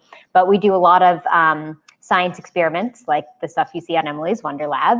And we also do some debunking and myth busting. So there's some things that go viral that are simply not true that I will duet, which is something on TikTok, but I will basically show the video and then debunk it and show why it's incorrect or why it's pseudoscience or why they're just trying to trick you. And then I tell stories about the news that's happening in the science and the space world too. I mean, obviously, STEM is something that's really important to you. So, not only do you have multiple degrees, one from WVU, Country Roads, but also, STEM is obviously very important, and you're a mentor to so many people, a role model to so many people, like myself. So, why is STEM such an important, I don't know if I want to say asset, but I guess asset will work for now. Yeah. Why is it that it's doing so much for so many people? Well, I like to think of it as we're all learning a little bit of what it means to think like a scientist. And scientists are all about seeking truth in the world in a systematic way. They are very smart about asking the right questions. They're smart about collecting evidence, and they're especially smart at allowing new evidence to change what they believe. And so I think all of us learning a little bit about what it means to think like a scientist is beneficial to ourselves. It's beneficial to society. It's beneficial for us all to agree on what is true, right? For things that are like climate change, for example, if we don't all agree on the truth, if we don't all agree on what's a problem, then we can't even begin to start the conversation on how to fix it. And so I think that for all of us, learning how to think like a scientist is just something that's absolutely essential for our world. And I wish we had more of that. Like, do you believe in climate change? No, I don't believe it. I accept the facts of the scientists that are smarter than me that have PhD behind their name, and they come from all different places. That's what we, it's kind of a big part of this. And so a lot of the work that you've done with inspiring kids and students, young professionals, was done through Exploration Station. I know you have a new season that you've been working on. So you want to tell us a little bit about what you're doing with that and what's coming up and some of the cool episodes that you've been working on. Yes. So other than Emily's Wonder Lab, I have another TV show that airs Saturday mornings on Fox and also on Amazon Prime. It's called Exploration Outer Space. I've been doing that one for 7 years now. We are just about to, it premiered last weekend. Season 6 premiered last weekend. So now the new episodes are coming out every other week or every 2 weeks. We're kind of spacing it out because of this whole coronavirus situation. This season is going to be a little bit different than the last few, but this show is it's such a labor of love for me because I get to travel all around the country and talk to people at NASA centers and private space companies and universities about the coolest projects in the space industry. So think rockets and spaceships and rovers on Mars and searching for aliens and everything in between. And I get to talk to the smartest people that are working on those things and just ask them any question I want. It is quite literally a dream job of mine. And so this year we're telling a lot of really fascinating stories. We're talking about the story of the Gallaudet group, which is the story of how a group of around 11 deaf individuals helped contribute to early NASA research on helping put a man on the moon back during the Apollo days. It's this untold story. It feels very Hidden Figures-esque, where they contributed to a decade of research on how we understand how motion sickness works. And they contributed to all of these early spaceflight tests to understand how spaceflight would affect the body. And nobody knew about this work. Nobody knew about the contributions of these individuals. And so we're helping to tell that story this year on Exploration Outer Space. And it's just one of the stories that we get to tell through our show. So Exploration Outer Space, it airs every Saturday morning on Fox. Check your local list to see when it airs. And yeah, it's one of my favorite jobs I've ever had. And so one of the big ones is the student astronaut contest. Are you going to be able to do something this year? Are you going to have to move it to next year? And how could you possibly top what you all did with Lee? I know that you like to top yourself with things, so Yeah. I can only imagine what you would be working on for this. Oh my gosh. So the student astronaut contest episode is the special episode that we do every year, where it's kind of like the nerdiest version of American Idol, where we have this nationwide competition to find one special STEM student to give them an opportunity to help launch their career in the space industry. And so the one that he's referring to is the one that we did last year, where I guess maybe 2 years ago now. Oh my gosh, it's been so long. Yeah, it's been 2 years. It was 2 years in August. Like, I saw it pop up in I cannot believe it's been so long. Yeah. 2 years in August, yeah. And Ron was a finalist in that student astronaut contest, which is, I mean, our finalists are so incredible. But Lee Giat ended up winning that one. And we took a trip to Russia to visit the Yuri Gagarin Cosmonaut Training Center and get a little taste of what it feels like to train like a cosmonaut. We tried on like cosmonaut suits that actually had gone to space. We trained a little bit in a Soyuz spacecraft. We took a ride in a human centrifuge that like looks like this. It's kind of like an amusement park ride where you are sitting in the fist and it goes like this and you experience the G-forces of a launch. I mean, it was one of the coolest things I've ever done. And I don't know how we top that. I will be honest. But unfortunately, this year with the coronavirus situation, we can't hold a student astronaut contest this year because it would require travel, and we just don't want to put anybody in that position. And so this year, we had to find a different episode to fill that void, which is very sad. But next year, I'm hoping to create it again. Is it open to international students? Yes. No, mostly because we're working on an educational budget here in the United States, and like the budget for travel for this is kind of low. And so being able to say that we'll fly an international student from any country to anywhere that we're doing, anywhere that the prize would be, is like, it's not something that we would be able to commit to, unfortunately. So no, only US based students, but international students based in the US, yeah, they would be definitely allowed to apply depending on what we were doing. But yeah, but next year. And so the theme for our fundraiser today, and really all the stuff that we've been doing through this week for World Space Week, is Space Unites. And you in particular are always a huge champion of everybody of all different backgrounds. We've talked about this multiple times, but you were one of the first people that really started being a champion of that. So what is it that has been so important to you to amplify these voices with the platform that you have? There's a lot of great people that are doing that, but it is certainly something that that you are, like right at the front for.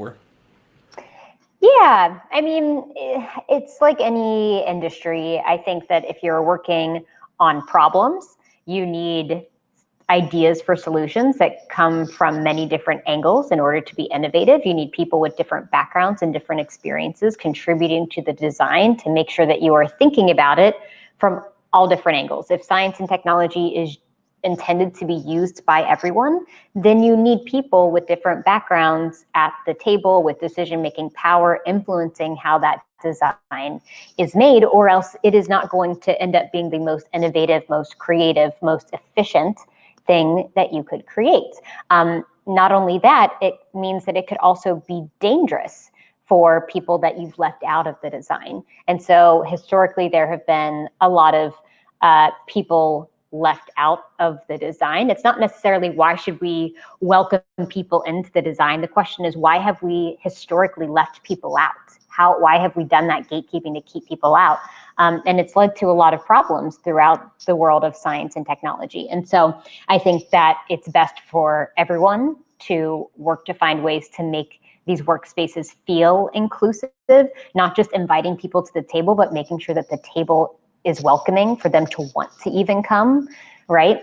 And that takes a lot of work. And so I think that for people like me who have a platform, I have a responsibility to not participate in the gatekeeping that has historically happened. And I have to continually be very introspective and understand what type of gatekeeping I may be participating in, because a lot of this stuff could be subconscious. We don't often intentionally do things to be exclusive to others, but sometimes it happens, and you have to make sure that you're kind of watching your own behavior to make sure you don't participate in that. So I try to do that, but also try to maybe use my platform to promote opportunities to help people that have historically been left out. Again, always an inspiration, Emily. Where can people find you on social media and follow all the cool stuff you're doing and your next TikTok video to, well, you did a great one today that I saw within the last few days that a couple of people have been sharing in their Instagram stories of, I'm not going through and debunking these things for the people that believe it, or that believe in the conspiracy theories. I'm doing this for other reasons because those people aren't going to believe it anyway. So those are always super funny, and I know they've become very popular. So where can people find all these cool things you're doing? Ryan, you're the best. You're such a good cheerleader for people, and thank you for putting in the effort to do that. But on social media, on all platforms, Twitter, Instagram, TikTok, I'm at The Space Gal. You can find me at thespacegal.com. Okay, so there is one other question that a bunch of people have been asking. They want to know if there's a possibility for can kids possibly audition to be on Emily's Wonder Lab?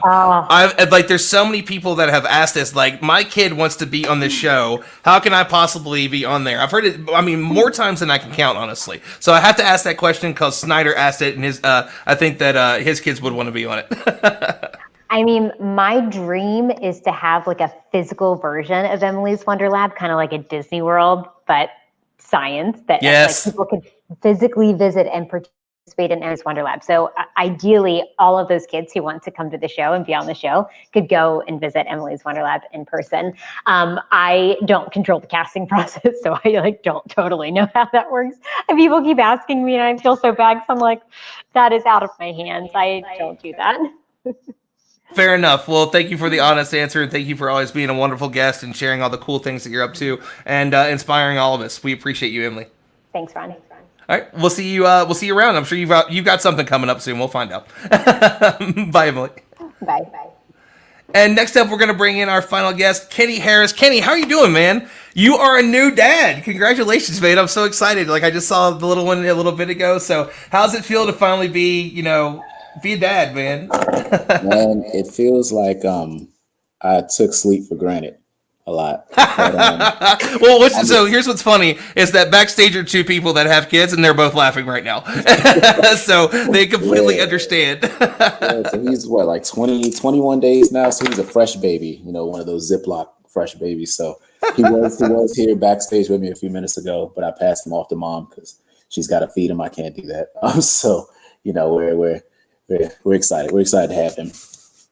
If you could feed him, that would be a technological wonder, and you would need to be on science shows everywhere. Kenny, we wanted to bring you on. I wanted to bring you on today because you're doing just a lot of wonderful science communication. You were inspired by fantastic people like Charlie Bolden and J.R. Edwards. Friends of ours. Some of the people that I know that have kind of been there, but. You're doing that now, and you're doing it in a really, really great way. You're using Instagram to connect with people. So let's talk a little bit about why STEM has been so important to you, and now how you're giving back with the work that you're doing.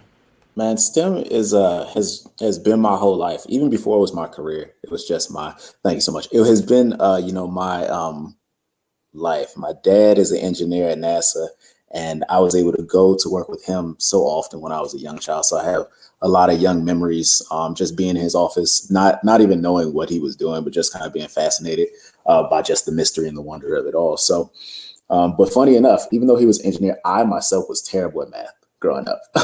And I spent so much time just working at these problems and things like that, that I fell in love with the subject. And then I just stuck with it and eventually made it into a career. So I'm a mechanical engineer. That's what I got my bachelor's of science in. And, you know, it's so important to me, the field of STEM, because I started so young. I feel as though it's, you know, important for a lot of those kids that are much younger to have that opportunity. So I try to make myself available where I can, just to spark their curiosity if I can. And I feel as though it's, you know, it's my duty to give back. It's my job to give back. So I try to do as much as I can. If not as speaking at conferences, not speaking, you know, directly to students in their classrooms or within the county I grew up, then, you know, I'll do anything that I can. And you know, it's important to you because, you know, trying to see people that look like you, like if you see somebody that's done it before, it makes you believe that you can do it. Yeah. And I know that's something that's important to you, and I know that's something that you worked very hard at, and all the work that you're doing is great, and I know that you love to inspire people. So what is the piece of that for you to, you know, to be a good role model, to work as hard as you do, especially being a family man, full-time job? This is just, that's another full-time job doing that, you know, mentoring and reaching out to people. Yeah, I mean, it's a lot, but I think anyone that's really dedicated, anyone that really wants to do it, is going to make time for it. You really make time for the things that you want to do.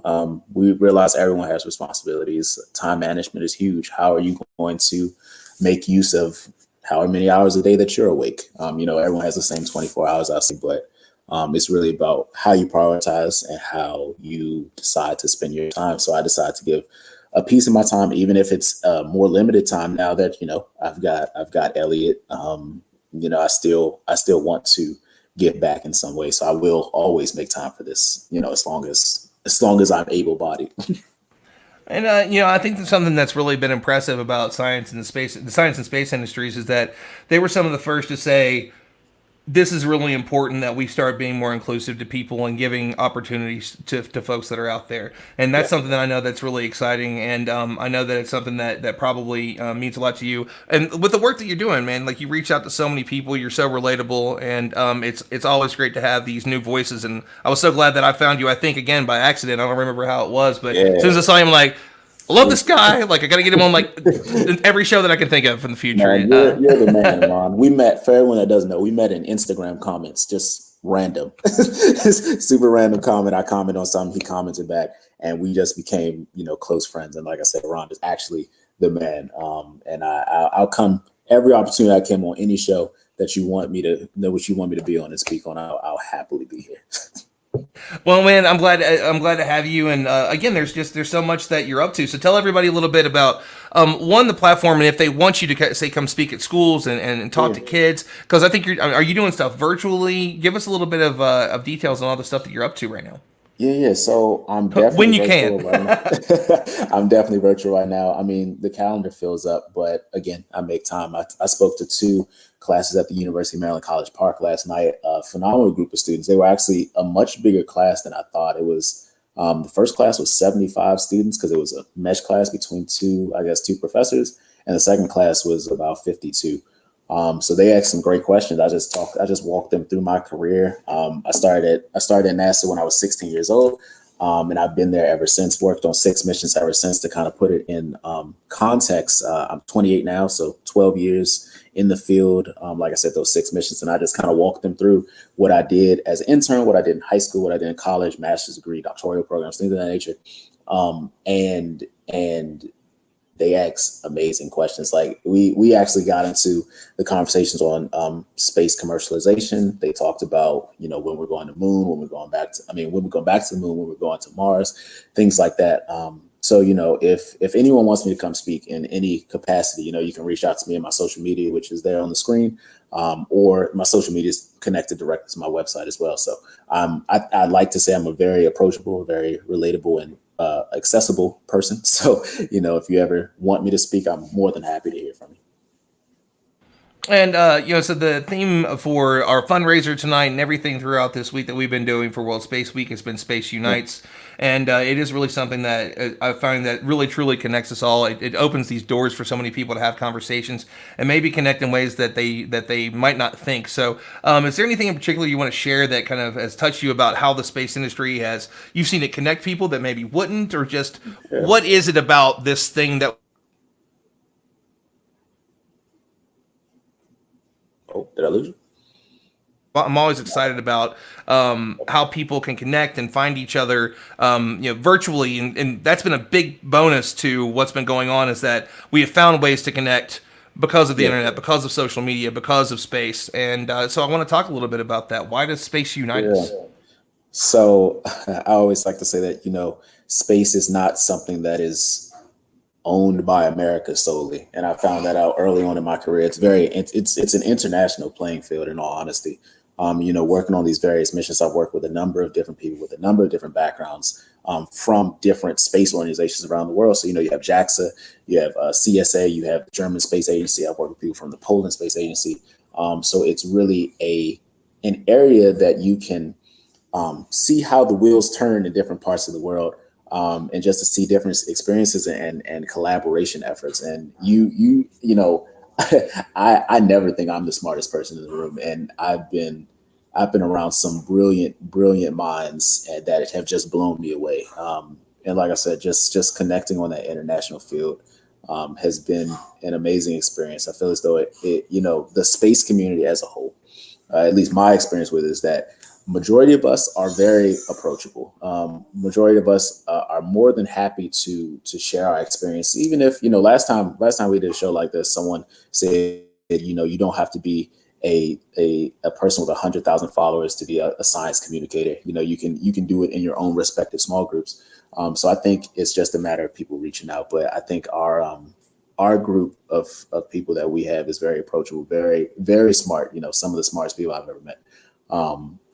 But I'm honored to be a part of it, and it constantly grows. And you find that how small the circles actually are. Like, just speaking. I was on a call with Kevin the other day. I know he was a speaker today as well, but I was just on a call with Kevin 2 or 3 days ago, something like that.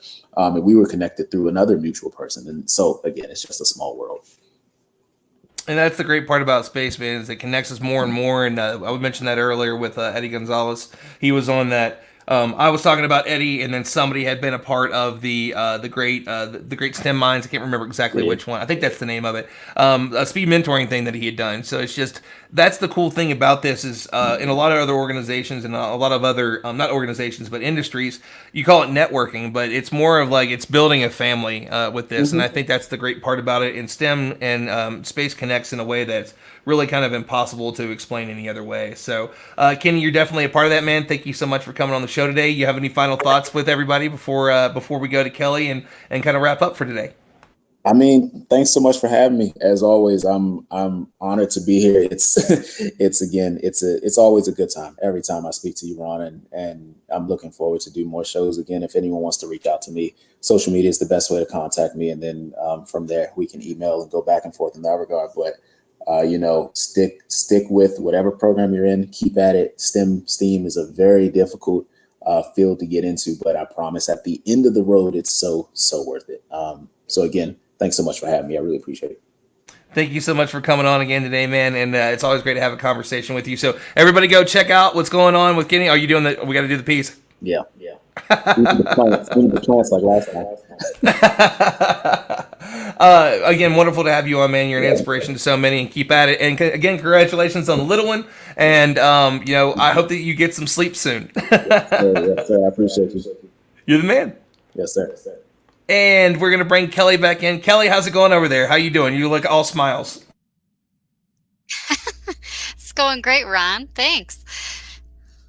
I mean, we've had a really great show today, and I do want to talk a little bit more about just so we're not done yet. Tomorrow is the big 8th birthday for the Space Foundation Discovery Center, the Cool Science Festival.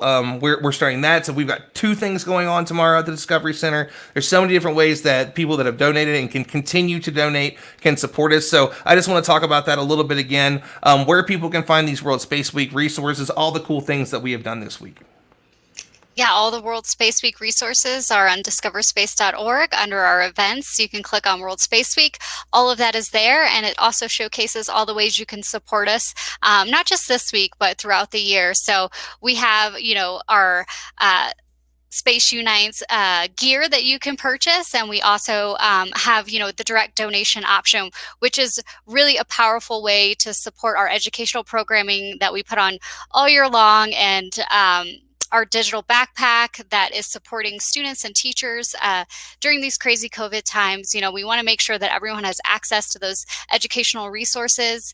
And then we also have some bucket list trips up for auction. So if you're getting that travel itch and you want to travel in the next 3 years, these trips are amazing, white glove service, and proceeds go to the Space Foundation as well. So that's another way you can support us. And, you know, as a donor, you are igniting that spark that could potentially change a child's life, that spark of inspiration that they have from participating in one of our programs. So it really is all about the donor, all about you. So please go online, spacefoundation.org/donate, and contribute if you can. We really appreciate it. And I know we definitely want to give a shout out to our sponsors again this evening. So we want to talk a little bit about them. And then also, if people would like to sponsor things in the future, like Yuri's Night, there's so many different opportunities that they have that's going to support these education platforms. So if you want to tell us a little bit about that and how people can be involved, even to sponsor things, be a part of what we're doing, is very, very easy to do. Yeah, Ron. So one, I'd like to thank our sponsors again, RTA Architects, who is our premier sponsor for tonight, Luan Technology, A&B Bank, and Encore Electric. And as far as sponsorships for other programs, feel free to go to our website, spacefoundation.org, check out our donate page. You can email me at philanthropy@spacefoundation.org. We have a variety of ways you can connect with us and support programming that matches what you or your organization is passionate about. So there are a ton of options, including our Innovators Council, which is a newly launched program that helps support all of our programming that helps develop a strong future workforce for the aerospace industry. Awesome stuff. And everybody, do not forget, coming up this week is it's Prime Day, and we're going to give you the opportunity through our Smile program. So if you buy anything through that, part of that goes into, again, these education programs and all the fun stuff that we do here at the Space Foundation Discovery Center. Kelly, you got any final thoughts before we play our very fun sponsor video again? My only final thought is that it is all about you guys, and it's all about the donor, and we really appreciate all of your support throughout the year, and we hope that you enjoyed the program tonight, and thank you again to all of our sponsors and speakers. So awesome. And again, don't forget to come and join us tomorrow. Drone Soccer, there's going to be stuff about satellites with the theme of World Space Week. We have so many awesome things that are going on, and we can't wait to see you. And once again, we're going to play one of our the sponsor video that we have for everyone as we say goodnight to you.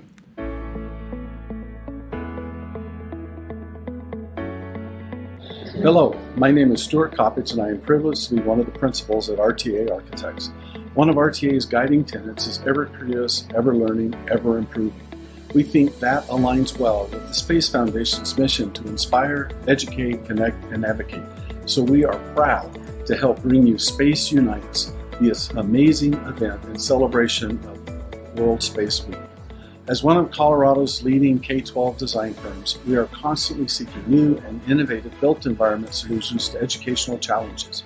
We have a passion for education, just like the great folks at the Space Foundation. We especially love the Discovery Center, the Pikes Peak region's first and only dedicated space, science, and technology center. Visit the Discovery Center in person or online to start your learning adventure. On a personal note, I'm a total space geek. As a boy, I admired and idolized astronauts and even some of the folks in Mission Control as much as I did ball players. One of the biggest thrills of my life was watching the 1999 night launch of STS-93 with Eileen Collins commanding the Space Shuttle Columbia from the causeway between Cape Canaveral and the Kennedy Space Center. So you can imagine how proud I am to have the Space Foundation and its Discovery Center right here in Colorado Springs.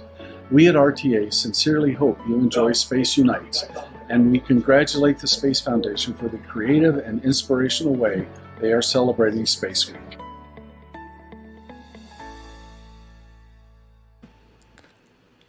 So awesome. And I do want to take a moment and thank all of our amazing guests tonight. Dr. Shauna Pena, Eddie Gonzalez, Dr. Tanya Harrison, Kevin DeBruin, Dr. Maura Bajah, Emily Calandrelli, Kenny Harris II, and of course, our wonderful team. We had KO, our Executive Director of the Discovery Center, on earlier, Kelly, who's been on with us all throughout, and Bernadette, who gave us all the great details on Space Symposium 365. And I'll tell you right now, Kelly, I am looking at going to Italy for my 40th birthday, so I might be jumping in on that trip there. I've been looking at that. So we'll see. So everybody check us out on our social media, Space Foundation on Twitter and Instagram, as well as Space Foundation 1 on Facebook. And then on Facebook, you can find the Discovery Center. It's SF Discovery Center. And then on Twitter, it's SFD Center. So go check us out, follow us, talk to us about all the cool things that are going on. Get involved in the conversation, hashtag Space Unites. If you want to tell us the story that you have, or how you donated, or how much you love the cool Space Unites t-shirts, anything at all, if you were inspired by it, we always want to hear from you. So use that. And then also you can use Space for Fun and always get in the conversation with us. We appreciate everybody for coming on tonight and joining us. Please, please, please do not forget you can continue to donate throughout the weekend and into the future. Thank you so much for joining us. Thank you to all the people saying thank you. You are welcome. And we will see you all on the next show. Thank you so much. Thank you, Ron.